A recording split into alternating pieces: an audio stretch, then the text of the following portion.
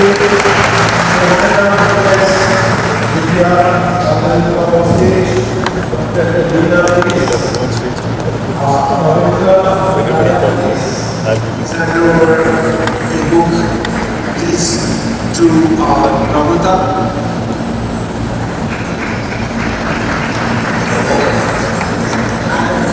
Please, Namrata, who came all the way from Bangalore. Thank you so much. I request you all to open the book now. This is Good evening, everyone. I am Jamal Sheikh, and I must confess, I am the wrong person to moderate today's discussion. For starters, I've never worn a sari. And two, despite 20 odd years of a career in lifestyle journalism that dabbles a bit in fashion, I have learned more by reading a wardrobe full of stories in the last few days than I ever have before. I'm here, like many of us are, for our beloved Arshiya Ladakh. But even there, I must confess, I never did see Arshiya wear a sari. What I do remember on Arshiya is that larger-than-life smile that she had on every time we met. One that I'm sure you will vividly remember, and one that inspires me even today. Our panel discussion today will celebrate Arshiya Ladakh's positive take on life and her legacy, a book called A Wardrobe Full of Stories that equates an age-old garment with all that womanhood stands for: grace, confidence, beauty, strength. And joining me to discuss these virtues are three women who embody all of these and more.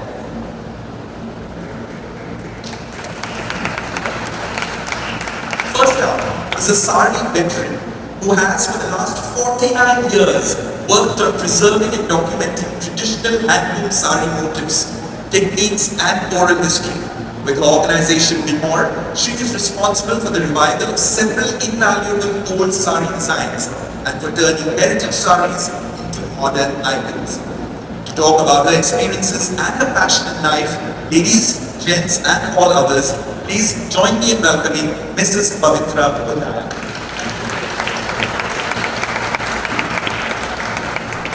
Next on the panel is someone who you'd say needs no introduction at all. But did you know that this much-loved Bollywood star is the one who is responsible for bringing the glamour back to the simple cotton sari? At a time when leading ladies in films only wore chiffon, she showed how handloom cotton can be just as stunning. Then, she put the sari on the red carpet at dance, and everyone else now followed suit.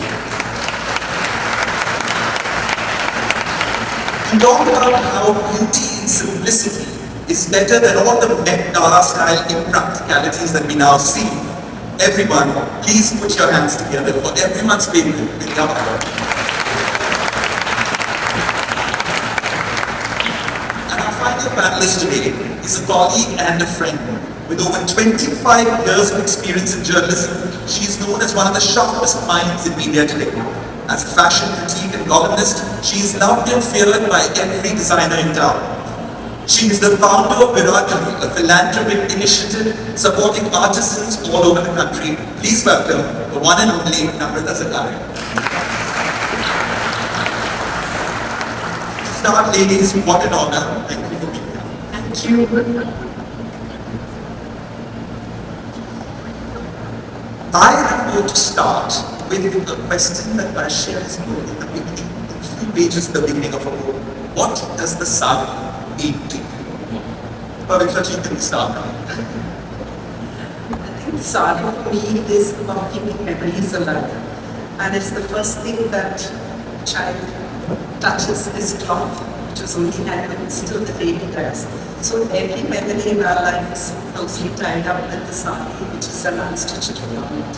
For me, that is beautiful, and long past people moving on, we still have the memories because we associate it with that taste. Beautiful, beautiful. Vidya, what does the sari mean to you? Firstly, hi everyone, it feels wonderful to be here, and I'm so glad to be at the launch of Arshiya's book, to be part of her book. And it's a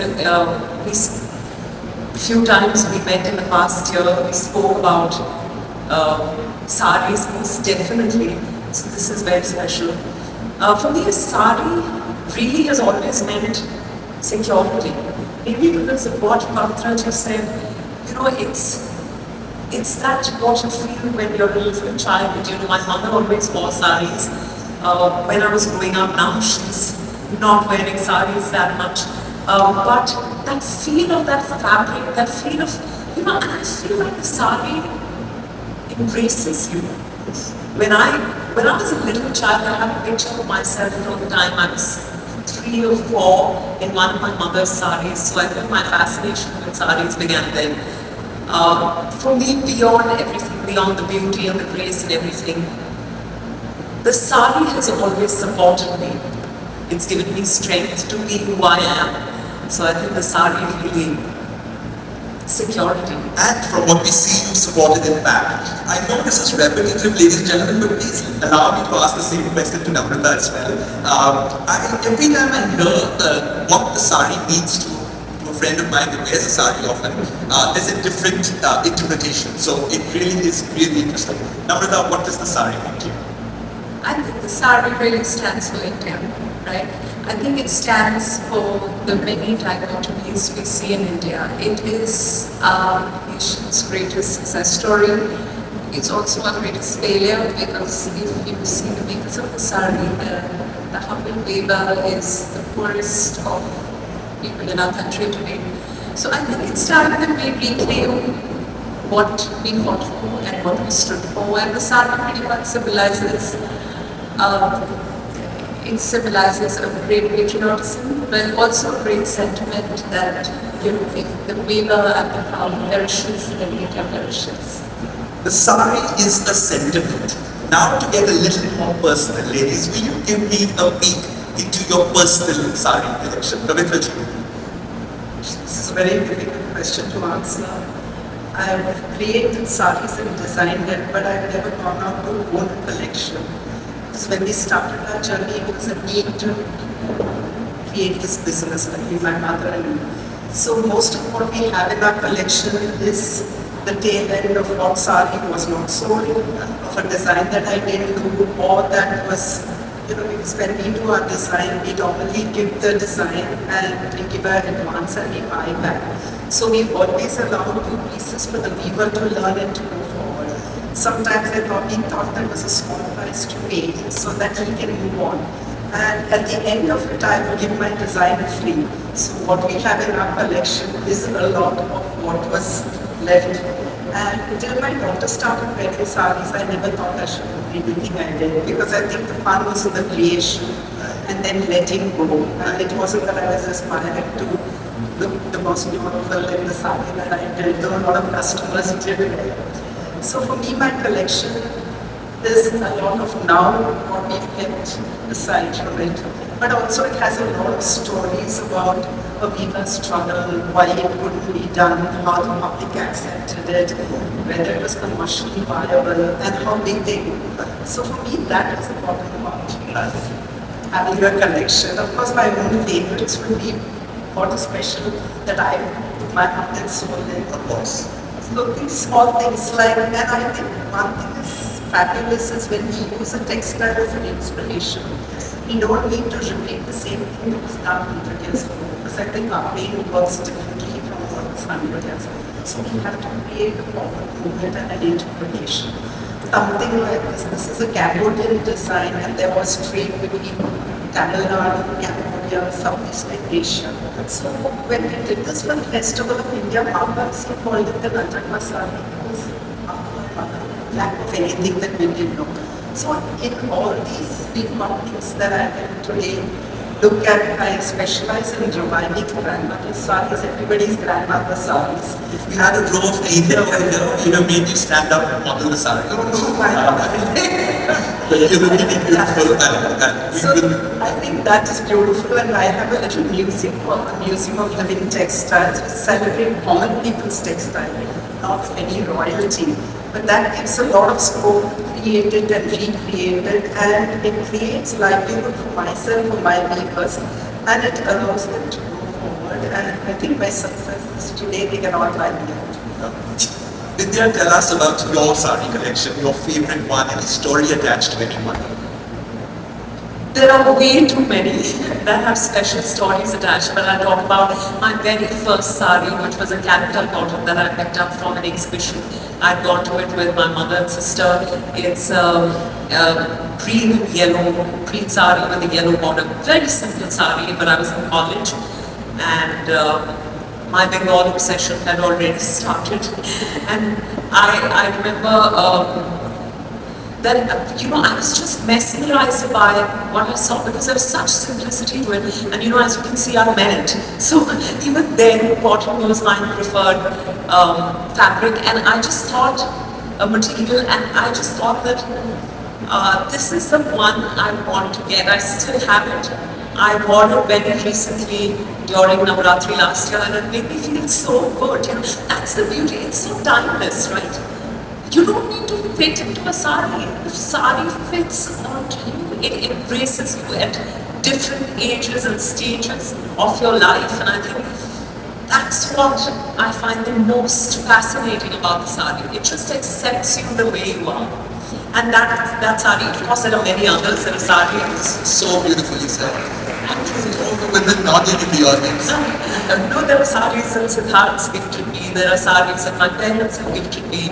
I love Kanchivaram, so every year I get Kanchivaram from my parents and from Siddharth. Those are very, very special. But yeah, if I had to choose one story, it would be okay, how many saris? Can we ask you to put a number?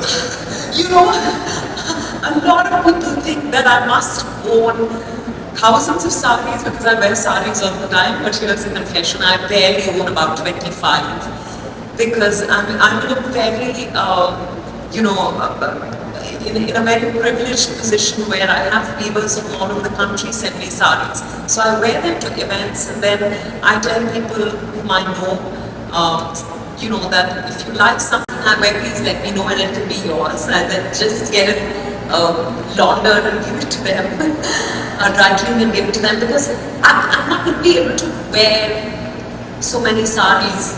I think it's just being sustainable, So I have 25 saris that mean a lot to me, that have stories attached. And I get this way, space for more to keep coming in. Well, more saris to be into. Tell us about your collection. I'm going to call you for a Please do, I'd be more than happy. Yeah, so I'm a new sari wearer, Vidya. I have more than 25. Most of my saris were part of the trip. So when I got married, and of course I wasn't allowed to wear saris before I was married. I have no idea why. But now I can't have enough.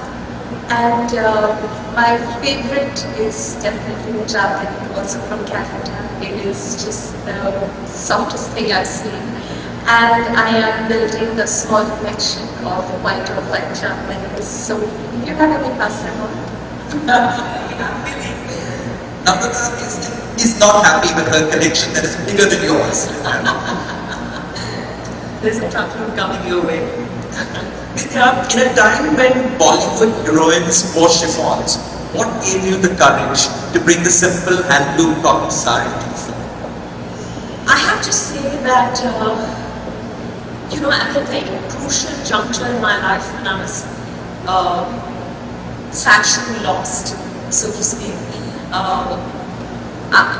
met Sabyasachi Mukherjee, and he was one who encouraged me to just wear a sari firstly. He said, what is it that you, because I was receiving a lot of flack for everything I wore or didn't wear. And at that time he just told me, what is it that you like wearing? And I said, I love the sari. And he said, why don't you just start wearing saris? I remember there was an 800 rupee sari that he bought me for, because he also dressed me in some films after, and people kept asking me, where did you get the sari from? It was in a film bar.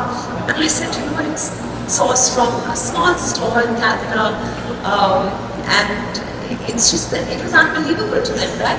But I feel so happy because from across the country we have such a wide range of saris to choose from, and every week I've begun to I know a little now about the various weaves from across the country.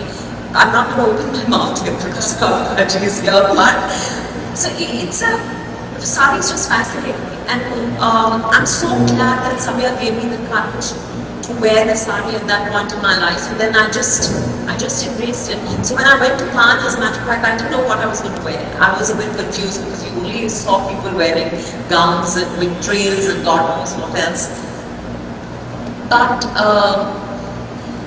I was so happy when he told me that you should go in a sari. I mean, he designed some beautiful saris for me, but it was actually at the Melbourne Film Festival where I went for a footy match to promote the festival that I first wore the sari and walked onto the field, and the entire stadium, was, I think, just gobsmacked. They were like, what is this? I would have liked to believe that they thought who's this patient in dread, but I'm not sure they thought. Those days were not the social media days, but I remember the videos coming in, and there was. So I just think, and I'd like to see more women wear the sari, even on international platforms, because it's, there are internationally there are women wearing saris, and Jamal, trust me, it's never too late to wear your first sari. Well, I have gone into discussion like that before, and I don't want to compare again. So now, there's a quote of yours, Vidya, but the question is not for you, the question is going to be for Namrata.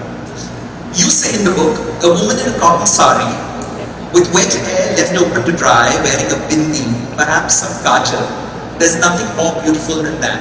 Namrata, as a fashion commentator, what's your take on that? A woman in a sari, with wet hair left open to dry, wearing a bindi, perhaps some kajal, there is nothing more beautiful than that. Vidya is quoted in Arshiya's book saying this. What is your take on this? I think the thing with the sari, because it's completely unstitched and it's a full-on one-piece draped thing, lends itself to so much femininity, so much sexuality. I mean, I think more than women wearing saris, it's men who like women in saris for some reason, and this image sort of, I see that. This image sort of conjures up a very sexy woman in a sari with just her beautiful Indian eyes and kajal, and I think it's fabulous. Honestly, growing up, I grew up on Jaipur, which is dominated by tangrams, and I only saw women wearing cotton saris, beautiful cotton saris, and they walking to wherever with their with fresh washed hair, wet hair, with these baby kajal, like I said, no lipstick, no makeup whatsoever. I've seen women go to weddings like that. So I feel that really you don't need any accessory or any makeup when you wear a sari. If only you wake up to the beauty of your chin. Wasn't there a movie of yours where you actually went with the cotton sari as opposed to the more glamorous ones? I've done that in You've done that so many times. Yeah. I mean, one of the first ones where you actually, the simplicity is what stood out in what you were wearing as the leading lady of the film. But you've done it so many times, so it will. Yeah, but I think the character demanded it, and therefore I did it in Power, for example, and then I've gone on to do it in a lot of films like Vishmangal, and but I think it's really the character that dictates what I wear on screen. Tumhari Sulu, of course, but Tumhari Sulu is more synthetic saris, but I think there's another kind of beauty to that also. Namrata, when we spoke about the session earlier, you were most comfortable about the diversity of the saris, the weaves, the drapes that change from, a few hundred kilometers in our country. You want to talk a little about that? I think that's really the most exciting thing about India. Like, it is really our absolute grassroots heritage, so to speak. Every few kilometers, the weight changes a little bit, the name of the sari changes a little bit, and it's pretty much, it really is the most. What do we make? What does India make that's the best in the world? And I keep asking that. It's not a vaccine, it's not a tractor, it really is the textile, right? It brought the West to us, a handwork textiles. It took India to the world when the British took our continent. industrialized. I thought it was very tongue-in-cheek when Sabyasachi made this H&M line full of chins that we were selling back to the West, what the West already took from us. So I think it's so intrinsic to the DNA of our nation that we really can't escape it. I just think I see a lot of young people now in their 20s, Bombay girls, wear cotton saris from kids and countries, and I just love how they're just reclaiming, something that's very intrinsic to us. Yeah. Pavitra ji, if I were to ask you to pick one favorite weave, would you be able to tell us which one? Sorry, I don't know about you're asking me a very difficult thing. As a creator, I think you put a little bit of your soul into whatever you create. So for that time, even through the process, that becomes your favorite. Still you finished with it and you're bored and you want to move on. So I think I have a lot of favorites. But of course, talking about old textiles, there's no match about it. Because that was done at a time when people had the leisure, had the time, had the skill. They weren't driven by just what the market wants. So you would find such exotic textiles like you find in all the museums. And I think every old textile tells us a lot of stories. It talks about the times, it talks about unknown things. And I think understanding it's about the universality or about India having such diversity, and it's a celebration. So for me that's very important because it sort of celebrates you as a culture, as a community, as a nation. And not one is superior to the other because every woman and every village wears it differently. Right. And I think that is a celebration itself. Right, lovely. Vidya, you said this earlier today on stage and you say in the book as well, that unlike other outfits that you need to fit into, the sari does the reverse. It accepts you the way you are. What role does the sari have in taking on body image issues? I think massive. Look at women from across the country, right? Women who are just, or just women, not just across the country. I'm saying different women. Look at this room here. Firstly, I have to say that it's so heartening to see so many women in saris, and I've been trying to sneak a peek and appreciate, all of you who come here in saris. I really think, I lost track of what you said. Sorry. You were saying, the body image issues that body image. So I just think that it's fantastic because it does, embrace you just the way you are. So, and you can be, I've really seen that, I've seen women from across the world wear the sari. So it doesn't matter what your skin color is, what height you are, what your body size is. There's no woman I've seen who doesn't look good in a sari. Well, I have also seen men wear saris, and I have to say that even men look great in a sari because it's just holding you together, which is why I spoke about security in my initial conversation, because it just lets you be. It's not asking you to fit into a mold, it's not asking you to be anyone but who you are. So I think it is the most versatile garment. It's powerful, it's sexy, it's sensual, it's somber, it's dignified. It can be whatever you want it to be. You need to decide where your bala stays. It's as much as it reveals. It hides as much as she reveals. Yes, exactly. But I have to say, I've never understood why people say, for example, that the sari shows far more than trees or any of your Western dresses too. I've never understood when people say that, sari pehni chahiye for certain occasions. I really think, for example, when you go into a temple, for me it's very questionable because it's more distracting. Namita, what do you have to say about the modern interpretations of the sari now that we see all over the world? The sari gown, etc., etc. I love it because you don't have to choose between a sari or a gown, especially a red garment. I love that when the NMACC opened in Bombay, it had Zendaya, all very great designers, saris with like little bikini tops or maybe repeated, and everyone sort of participated in the great Indian look, so to speak, right? But I think what's really going to make the sari alive for the younger generation is when you can wear a jacket, is when you can wear sneakers, when you can put a belt on it, you can drape it any which way you like. There's this designer called Manoranjan. She makes very beautiful little saris, and she had a show at Fashion Week a couple of months ago, and she had at least 50 saris that did not look like saris. They were knotted like dresses. They were just draped clothes. I've never seen anything like it. It was like a museum, like a walking museum in itself, and it was really heartening to see that a simple, unstitched, rectangular garment is moving to anything. And a little bit of India is going to the world, which is something that we're all proud of. Do all of you all have a favorite dream, or do you go for a certain dream if you're feeling a certain way? Is there a connect? I'm actually trying to learn this now. So, you have your battery of stylists to tell you what to do with it. But do you sometimes just feel like wearing a sari in a particular way? What's your favorite way of wearing it? The traditional way is my favorite way, honestly, and then I'm just free to do whatever. For example, I don't like pre-stitched saris because I just feel a little. I know most people prefer it because they're not sure of how to walk in a sari.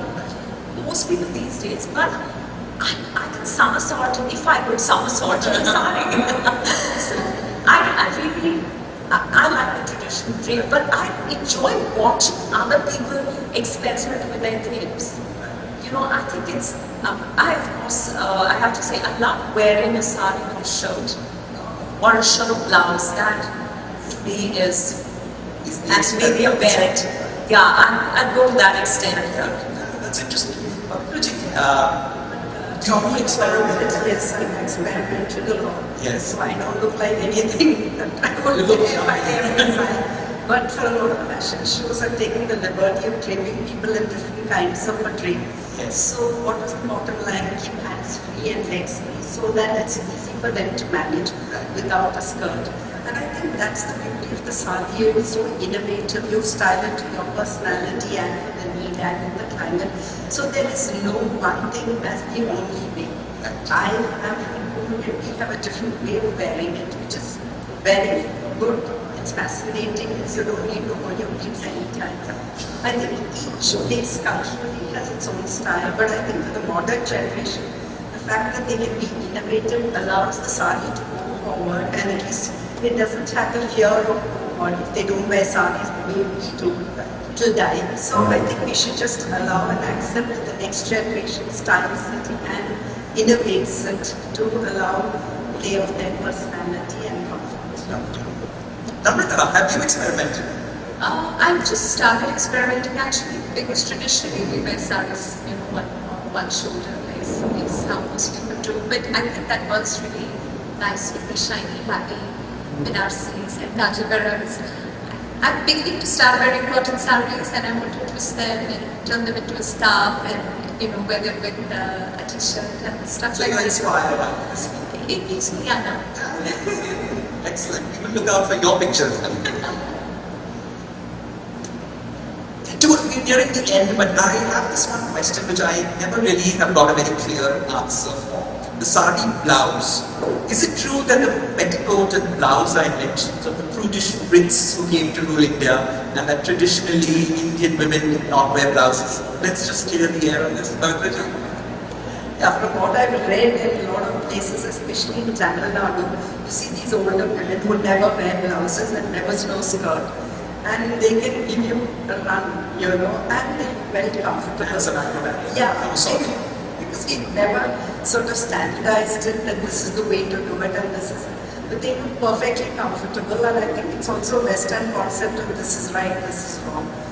I think I've come across people in the villages who don't care that they're comfortable, it's too hot to wear a blouse or a skirt, and they look beautiful. Because I think they're celebrating the body and everything put together. That's lovely. One final question, if I may. What do we do to ensure that the sari doesn't die? with younger people, that it doesn't just become something you wear on an occasion or on a family outing or where you have to. Is enough being done? Do you think it will ever die? Do you think it's a question that doesn't even need to be asked? What are your views? I don't think the sari will ever die. But yes, if I think more and more young people wear the sari, it will, it will be wonderful. Which is why I think you need to leave people to just interpret it the way they want to.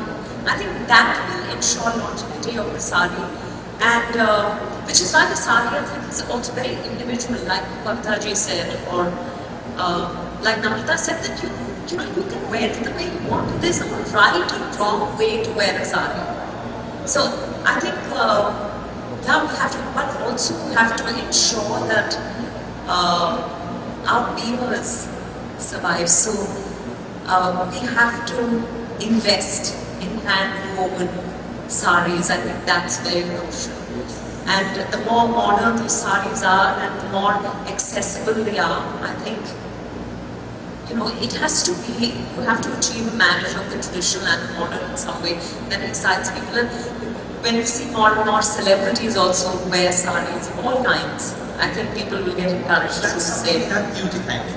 Namrata, I'm going to ask you, tell us about the weavers. They're very poor. They really, really suffered in COVID, which is pretty much what inspired me rather.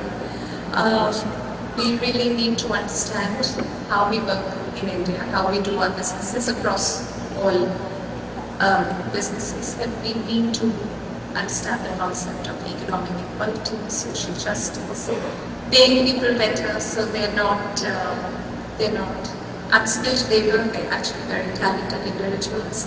And because I write on fashion, and of course one sees beautiful celebrities wear saris, but the dark underbelly of fashion is how exploitative it really is, right? We see designers with rolling farmhouses, made all the money on the tint of very poor people, whether it's weaving or embroidery, and I think somewhere, that has to change. We sort of needed a collective of the designers coming together and standing up for the artisans and sort of supporting them and saying, look, we're wrong and we're changing and supporting. Lovely. And one final word, Namindraji, from you. Talking about the weavers, that is in the core of what I do. See, like Vidya says, we need to support the weavers, but it's not just supporting outside and giving a lip sympathy. Because the very important thing along with government policies I see is how many weavers really have shops. If you look at it every day, you find shops, businesses opening. And so all these years, in 75 years, we can name how many weavers have actually gone into opening shops. Something that I take a lot of pride, they gone from weaver to entrepreneur to a businessman, and their sons who've done MBA engineering don't need to be sitting shirtless in the room. They can just be business people supply the rest of India. But the issue I also think is, as a community and as a whole, we should be conscious of not bargaining. Because the first thing that the government has done since independence is put the 20% discount. So we think it's our right. The minute we see a shirtless person or he can't talk English very well, we think we have a right to bargain and put it down so badly. He's humiliated to give you the price that you ask for. And I just feel very upset about it, whereas what comes out of the machine has no soul. And what comes out of the machine, we close our eyes and pay a price. I mean, we need to question ourselves and see, is this how we take it forward to support it? Especially when we have the power loom lobby that's just taken over. So what a handloom man takes 2 days to produce the power loom and do it in 1 day. And then they expect the handloom man to give it at the price of the power loom. And it's unfair and it's not okay. And I think, all my life I've been fighting for the government policies. I think it's also not right that you equate all these things, and there is no spokesman. Everyone goes with a lot of good intentions, but you've never gone into the pot. Have you seen exactly what he eats at home? No. And this is something that I'd like to bring to your notice is, even if their villages, some of them are very poor, then they insist on saying come for lunch. And I feel upset because over the years I know they are very poor. But the only thing that you rasam sadam and the only extra that they can afford is an apna.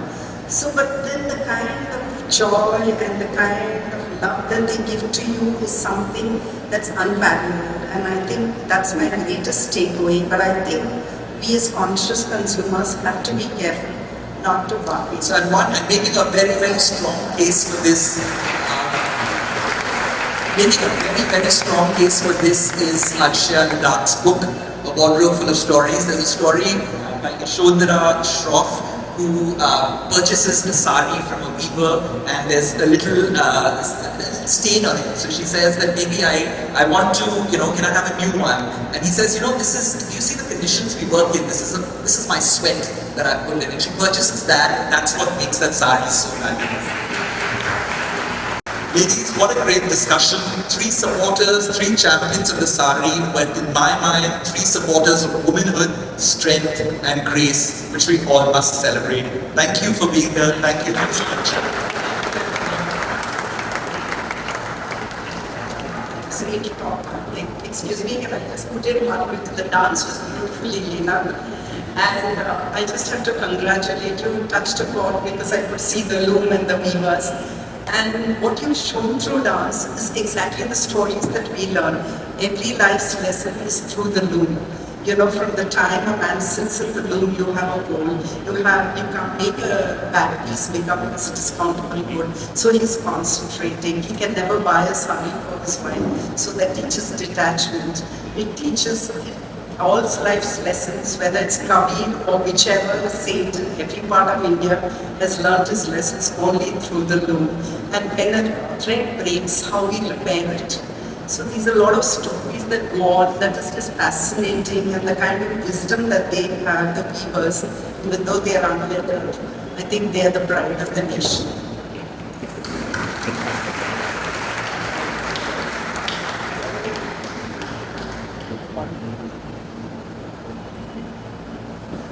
Thank you.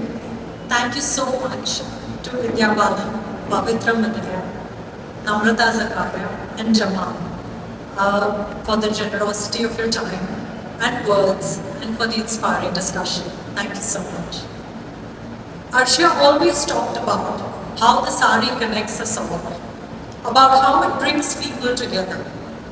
Today's event is testament to her beliefs and passion. So thank you, all of you, who have come from near and far to be a part of Wardrobe Full of Stories.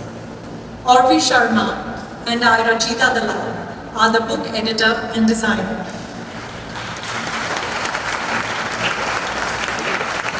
Thank you. It was an honor and joy to be a part of this magnificent project.